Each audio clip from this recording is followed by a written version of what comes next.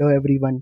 तो गाइज अब हम लोग स्टार्ट करते हैं फंक्शंस को और उसके टाइप्स को। ठीक है, जब हम फंक्शंस को और उसके टाइप्स को अच्छे से कर लेंगे ना, फिर हम लोग उसकी एक्सरसाइज को करेंगे। ठीक है, जैसे हम लोगों ने रिलेशन में किया था ना, सबसे पहले हम लोगों ने रिलेशन को समझा था और फिर हमने रिलेशंस की एक्सरसाइज को करा था। ऐसे ही अब हम लोग पहले फंक्शंस को समझेंगे, है ना, और फिर फंक्शंस को हम लोग फिर फंक्शन की एक्सरसाइज को करेंगे। ठीक है, तो ये वीडियो मोस्ट इंपॉर्टेंट वीडियो होने वाली है क्योंकि इसमें हम लोग सारे बेसिक सीखने वाले हैं। ठीक है, और तब जब आप लोग क्या करोगे, इसकी एक्सरसाइज को करोगे ना, एक्सरसाइज 1.2 को, तो फिर एकदम अच्छे से आप उसकी एक्सरसाइज को कर पा रहे होंगे। ठीक है, देखो गाइस, अगर मैं सबसे पहले फंक्शन की बात करूं, तो फंक्शन के लिए आप पता क्या बोल सकते हो कि जो आपके स्पेशल टाइप ऑफ रिलेशन होते हैं ना, अभी समझाऊंगा, एक एक चीज़ अच्छे से समझाऊंगा। ठीक है, और एक एक बच्चे को अच्छे से समझ में आएगी। स्पेशल टाइप ऑफ रिलेशंस, बस एक बार लिखने दो। ठीक है, special type of relations are called, special type of relations are called functions. मतलब रिलेशंस के, रिलेशन में ही कुछ स्पेशलिटी अगर आप देख लोगे ना, तो आपको फंक्शन मिल जाएगा। अब आप बोलोगे सर ये स्पेशलिटी का मतलब क्या है यहाँ पे, है ना, किस तरीके की स्पेशल रिलेशंस होते हैं। देखो गाइज, रिलेशंस तो सारे ही होते हैं। जैसे मैं आपको बोलूँ ना, जैसे मान लो, लेट से यहाँ पे एग्जांपल ले लेते हैं। लेट से ये मान लो मेरे पास में एक सेट है। ठीक है, ये सेट कौन सा है, आप लोग का ए सेट है, और ये सेट कौन सा है, मेरे पास में बी सेट है। ठीक है, अब जैसे मान लो ए सेट के अंदर कुछ एलिमेंट है आप लोग के 1 2 3 4, है ना, और बी सेट के अंदर भी कुछ एलिमेंट है आपके पास में A B C और D। ठीक है, इस तरीके से आपके पास में ये ए सेट था, ये आपका बी सेट है। ठीक है, अब अगर आप जैसे ए सेट के, मतलब जैसे ए सेट के जो एलिमेंट्स हैं ना, और बी सेट के जो एलिमेंट्स हैं, अब इन एलिमेंट्स को अगर आप एक दूसरे के साथ रिलेट करो या ना भी करो, जैसे आपने पढ़ा था ना, एक एम्प्टी रिलेशन भी होता था। तो एम्प्टी रिलेशन में क्या होता था कि ए सेट का बी सेट के साथ, मतलब जो ए सेट के एलिमेंट है ना, वो बी सेट के साथ एलिमेंट के साथ कोई भी कनेक्ट नहीं होता था। मतलब यहाँ देखो, कोई भी, जैसे मैंने मान लो अभी कोई कनेक्शन नहीं कर रखी ना, तो ये नल रिलेशन होती है।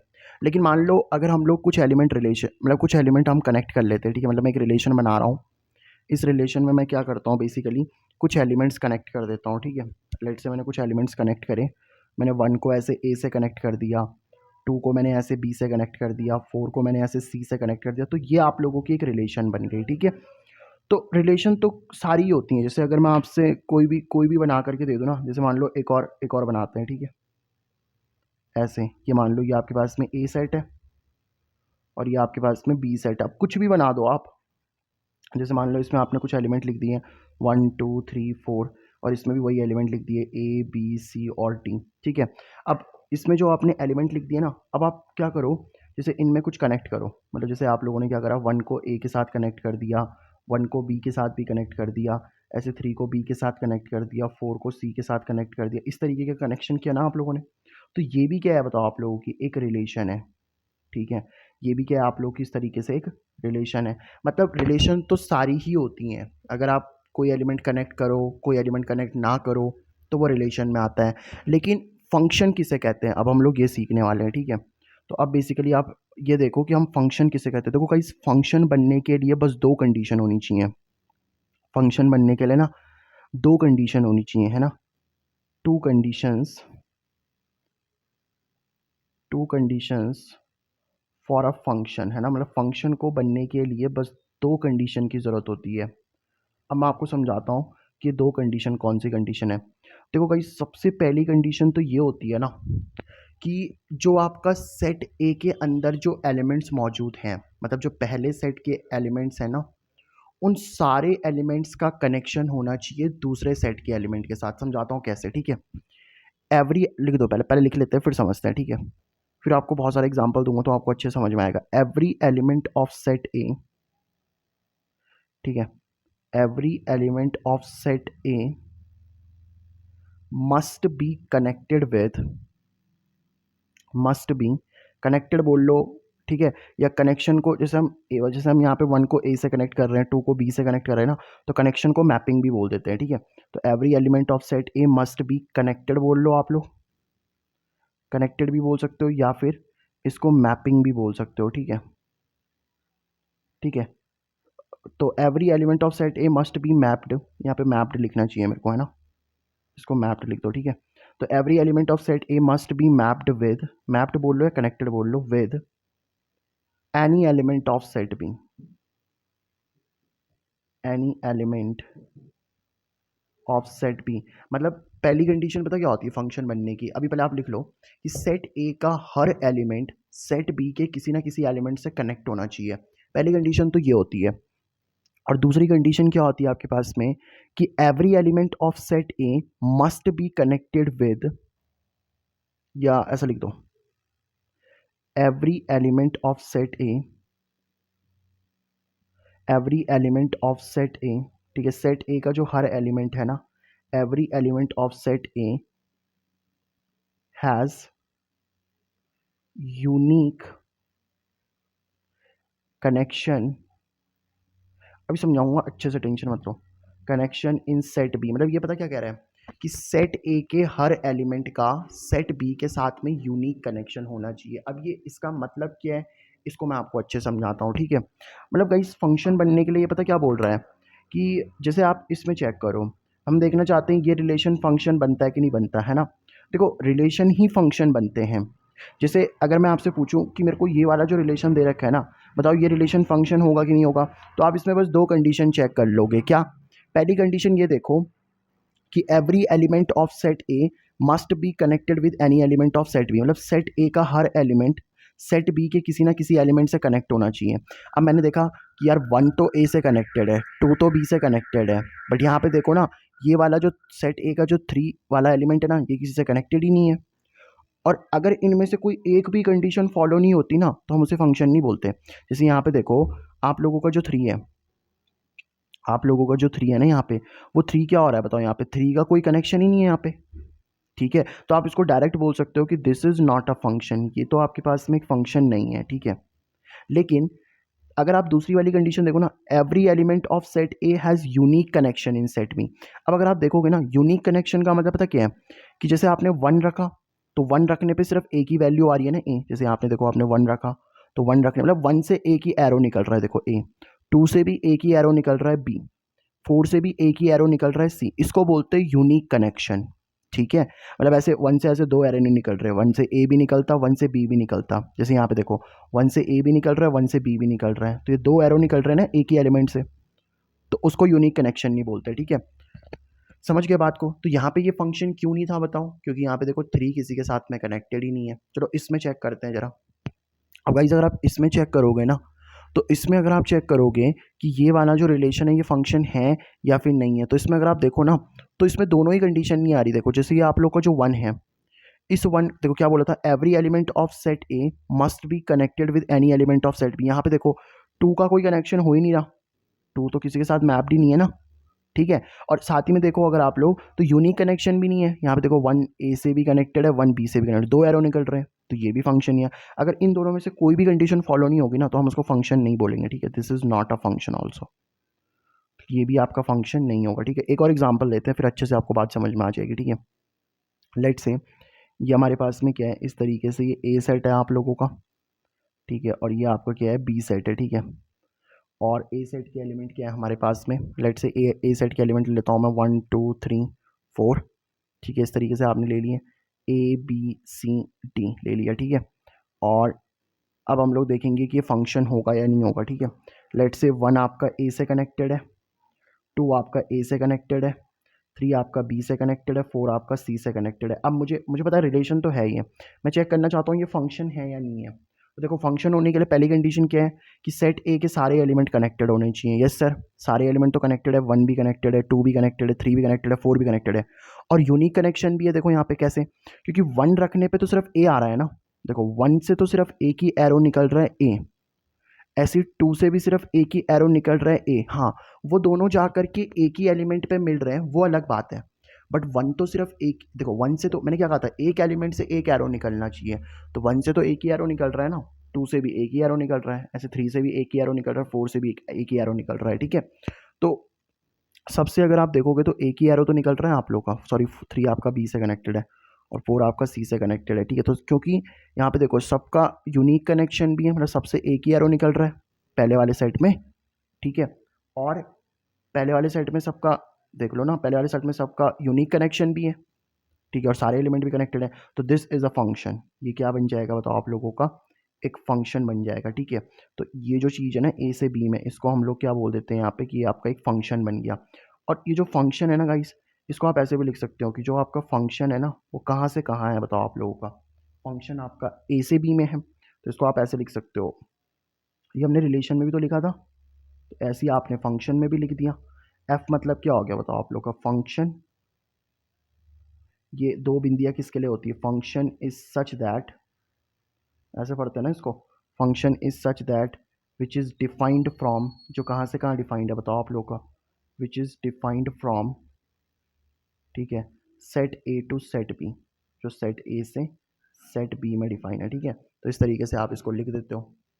आई होप दिख नहीं रहा था, चलो अब यहाँ पे अच्छे से दिख गया। ठीक है, अब गाइस दो तीन टर्म्स और भी हैं, उनको भी हम अच्छे से समझ लेते हैं। ठीक है, देखो एक टर्म आती है आपके पास में क्या, डोमेन ऑफ अ फंक्शन, उसको हम लोग समझेंगे अच्छे से।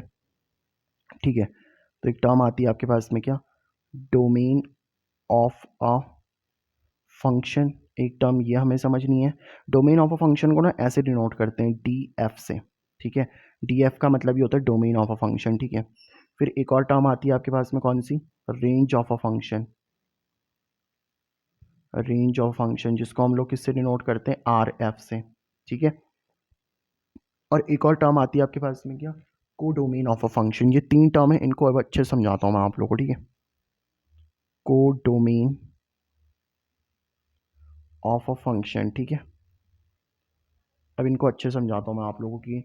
इसको ना को डोमेन ऑफ फंक्शन को ऐसे लिख देते हैं, सी ओ मतलब को, डोमेन के लिए डी और फंक्शन के लिए एफ। ठीक है, अब ये सब क्या होती है इनको अच्छे से समझते हैं। ठीक है, domain of function, range of function and को डोमेन ऑफ अ फंक्शन। ठीक है, इसी में निकालेंगे अभी। देखो गाइस मैं आपको एक बात बता दूं कि जो आपका फंक्शन होता है ना, फंक्शन में ये जो पहले वाले सेट के एलिमेंट होते हैं ना, इनको प्री इमेजेस का सेट बोलते हैं। मतलब ये जो आपका पहला वाला सेट है ना, तो पहले वाले सेट में जो एलिमेंट्स होते हैं उनको हम लोग प्री इमेजेस का सेट बोल देते हैं। ठीक है, इनको हम लोग क्या बोलते हैं, प्री इमेजेस का सेट। और जो दूसरा वाला सेट होता है ना, उसको हम लोग इमेजेस का सेट बोलते हैं। मतलब जैसे मैं ऐसा बोलूँगा, अगर मैं आपसे पूछूँ 1 की इमेज क्या है तो आप बोलोगे ए, मैं आपसे पूछूँ 2 की इमेज क्या है आप बोलोगे ए, मैं आपसे पूछूँ 3 की इमेज क्या है आप बोलोगे बी, मैं आपसे पूछूँ 4 की इमेज क्या है आप बोलोगे सी।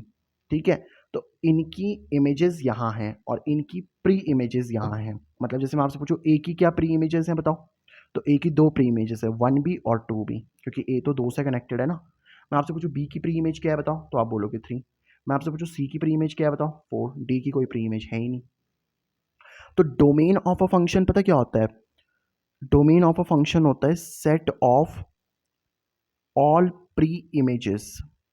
ठीक है, सारी प्री इमेजेस का सेट। तो सारी प्री इमेजेस में कौन कौन है बताओ, 1 2 3 4। तो 1 2 3 4 लिख दो आप लोग, तो क्या क्या आ जाएंगे बताओ, 1 2 3 4, ये सारा सेट आ जाएगा। अब मैं आपसे अगर पूछूं रेंज ऑफ अ फंक्शन, तो रेंज ऑफ अ फंक्शन पता क्या होता है, this is the set of all images, सारी इमेजेस का सेट हो जाएगा। ठीक है, तो सारी इमेजेस के सेट में कौन कौन आ जाएंगे बताओ आप लोग के, इमेजेस के सेट में ए बी सी। ठीक है, डी तो किसी की इमेज है ही नहीं ना, तो सिर्फ ए बी सी आ जाएगा। ठीक है, ए बी सी। ओके, और अगर मैं आपसे पूछूं कोडोमेन ऑफ अ फंक्शन, तो कोडोमेन ऑफ अ फंक्शन क्या हो जाएगा, कोडोमेन ऑफ अ फंक्शन होता है कंप्लीट सेट बी। ठीक है, कोडोमेन ऑफ फंक्शन क्या होता है, कंप्लीट सेट बी। अब कंप्लीट सेट बी ले लो, कौन सा, ए बी सी डी, इसमें चारों ही आ जाएंगे। तो कोडोमेन में तो सारे ही आते हैं ना, कंप्लीट सेट बी लिख देना है आप लोग को। ठीक है, तो इस तरीके से आप लोग ये तीन टर्म्स को अच्छे से समझ सकते हो। ठीक है, तो डोमेन ऑफ अ फंक्शन क्या होता है, रेंज ऑफ अ फंक्शन क्या होता है एंड कोडोमेन ऑफ फंक्शन क्या होता है, ये आप लोग को आई होप अच्छे समझ में आ गया होगा। ठीक है, अब मैं आपको एक चीज़ और बताता हूँ। जैसे इसी वाले फंक्शन में अगर हम लोग बात करें ना, लेट से मैं एक फंक्शन लेता हूँ, फिर मैं आपको अच्छे से बात समझाता हूँ उसमें आगे क्या समझने वाले हैं हम लोग। ठीक है, चलो एक पहले मैं फंक्शन ले लेता हूँ यहाँ पर। ठीक है, लेट से इस तरीके से मेरे पास में क्या है, ये मेरे पास में आप लोग का ए सेट है। ठीक है, और ये मेरे पास में क्या है, यहाँ पे बी सेट है। ठीक है, ए सेट के अंदर एलिमेंट क्या है, मान लो 1 2 3 4। बी सेट के अंदर एलिमेंट है ए बी सी। ठीक है, और ए से बी में मैं एक फंक्शन बना रहा हूँ। ठीक है, ए से बी में एक फंक्शन बना रहा हूँ। देखो मैंने 1 को ए से कनेक्ट कर दिया, ठीक है, 2 को मैंने बी से कनेक्ट कर दिया, 3 को मैंने किससे कनेक्ट करा, सी से कनेक्ट करा, और 4 को मैंने सी से कनेक्ट करा, ठीक है। अब अगर आपसे मैं पूछूं कि फंक्शन है या नहीं है, बताओ। बिल्कुल फंक्शन है सर। क्यों फंक्शन है सर? क्योंकि देखो सारे एलिमेंट्स की कनेक्शन हो रखा है यहाँ पे, बिल्कुल सर। A1 भी कनेक्ट है, 2 भी कनेक्ट है, 3 भी कनेक्ट है, 4 भी कनेक्ट है, ठीक है। और अगर आप देखोगे ना तो यूनिक कनेक्शन है। यूनिक कनेक्शन कैसे है सर? आप देखो ना, 1 रखने पे सिर्फ A आएगा, 2 से भी एक ही एरो निकल रहा है, 3 से भी एक ही एरो निकल रहा है, 4 से भी एक एरो ही निकल रहा है, तो ये फंक्शन तो है।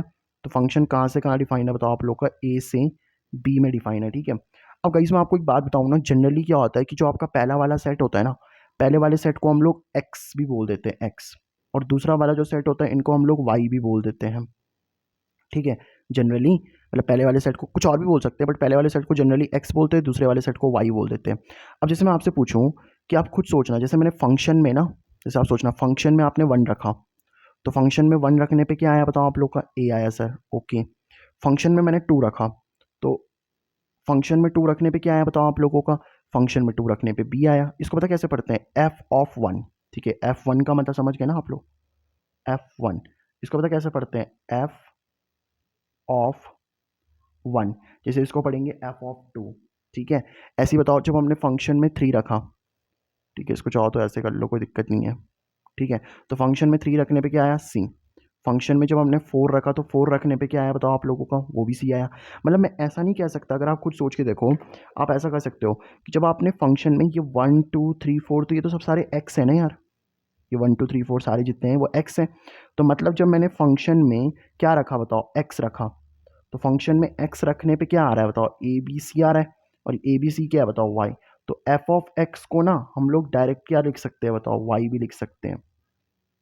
तो आगे के क्वेश्चंस में देखना, हम लोग इस तरीके से डायरेक्ट भी लिख सकते हैं कि f ऑफ x को आप किसके बराबर लिख दोगे बताओ? डायरेक्ट सीधा इस तरीके से आप लोग y के बराबर लिख दोगे, ठीक है।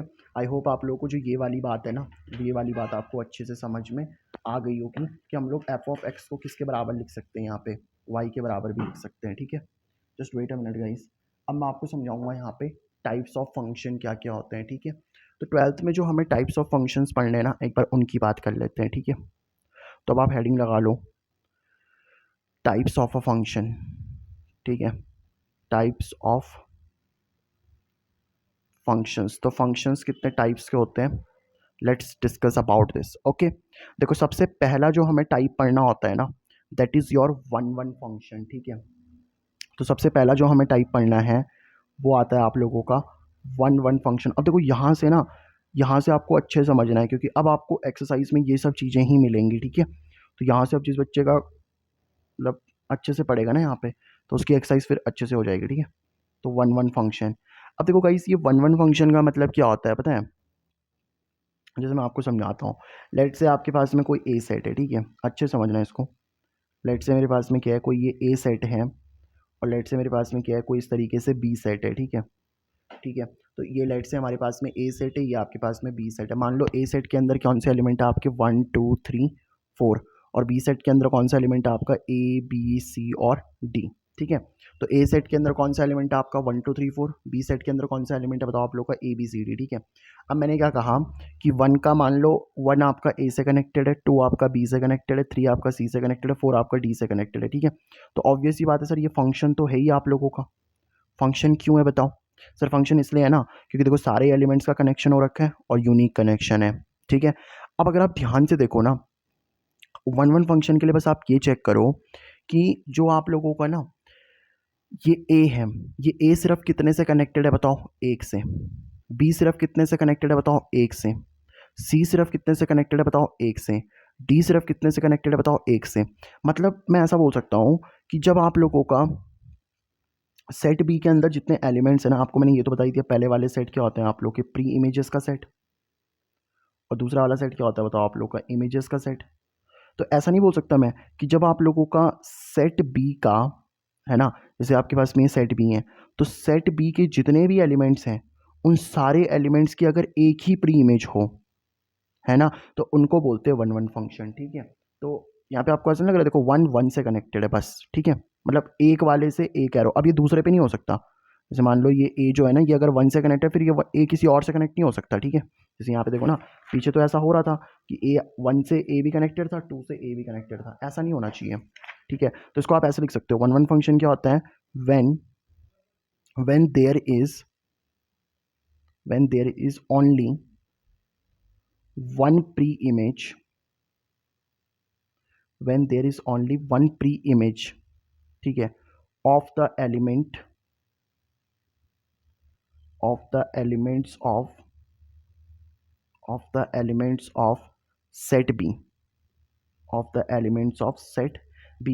मतलब जब पता क्या होता है कि अगर आपके पास में जो सेट बी के एलिमेंट्स है ना, अगर उनकी एक ही प्री इमेज हो, जैसे ए की प्री इमेज क्या है, सिर्फ 1 है, बी की प्री इमेज क्या है, सिर्फ 2 है, सी की प्री इमेज क्या है, सिर्फ 3 है, डी की प्री इमेज क्या है बताओ, सिर्फ 4 है, ठीक है।